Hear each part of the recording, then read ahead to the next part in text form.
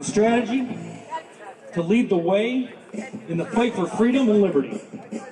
He's a syndicated radio talk show host with listeners in all 50 states and over 150 nations. He has provided political, social commentary on national and international television, including anchoring political coverage for last year's presidential debate. He is a Liberty Award nominee. Help me welcome Josh Tolley.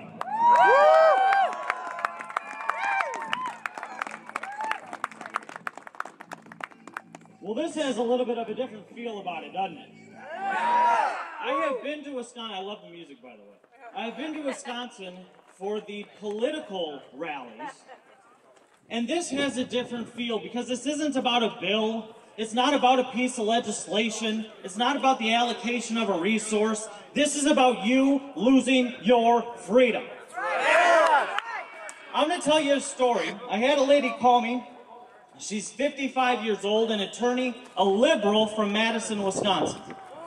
And she, oh, don't boo yet. She called and said, you know what, I was talking to my neighbor about the rise in crime that's happening, and I told him that I had a freezer of meat in my basement.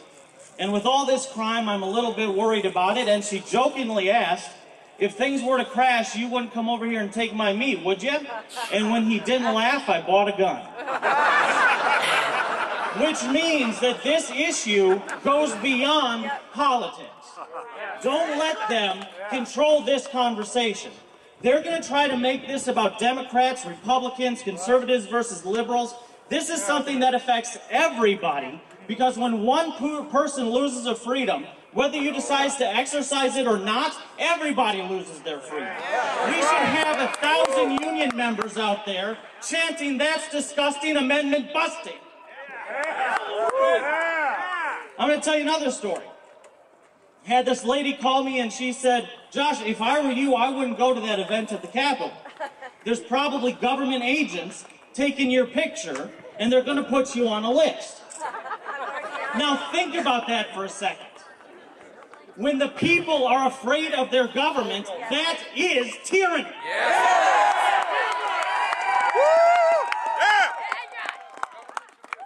When we look at the Constitution, and that's really what this is about. This just happens to be their latest attack.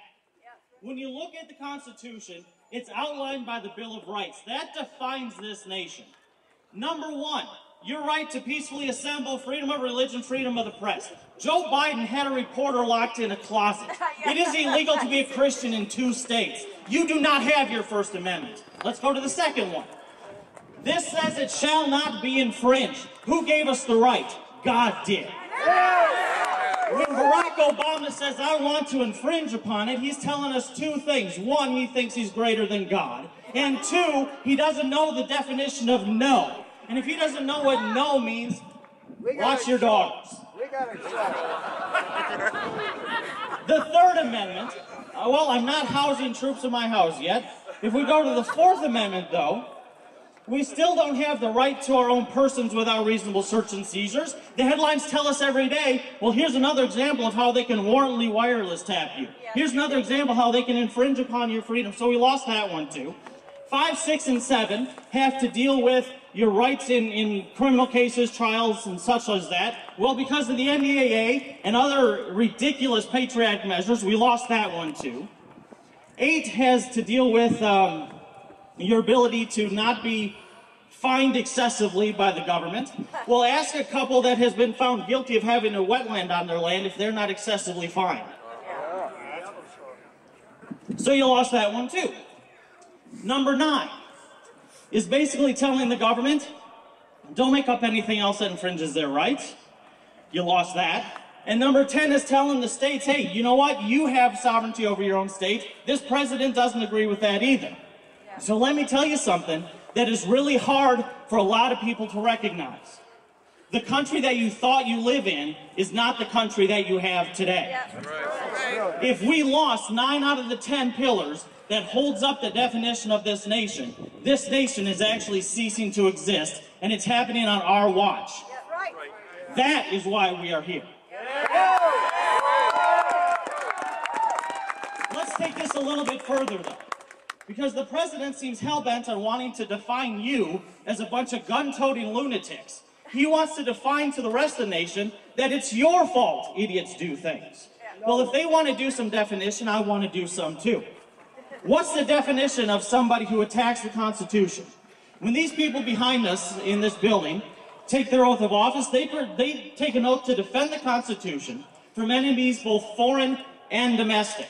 A foreign enemy is pretty easy to identify. If Russia parked an aircraft carrier off the coast of Georgia, I think we would get the message. However, what does it mean when you have a domestic enemy? Traitor! To defend the Constitution does not mean to defend the actual piece of paper. The piece of paper is in a vault.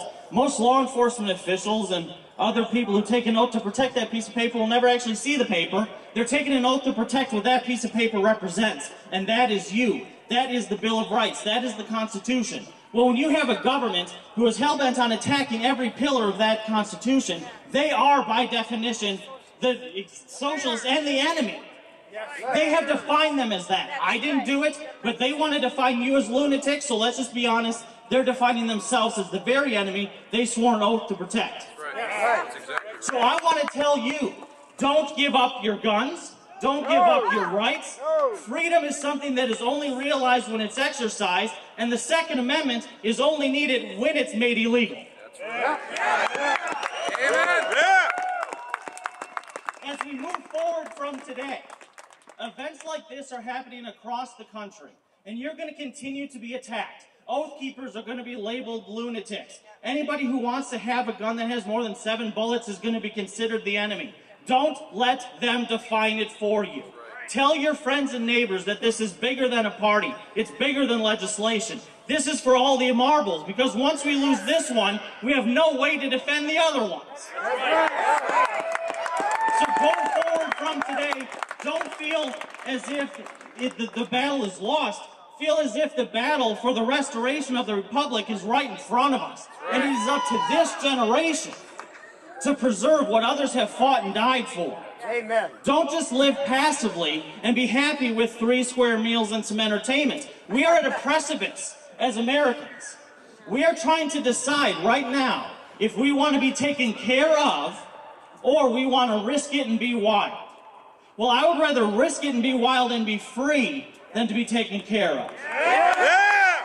And in terms of this bill and the people in Washington, D.C., and whether it's really tyranny or not, I would rather die on my feet than live on my knees.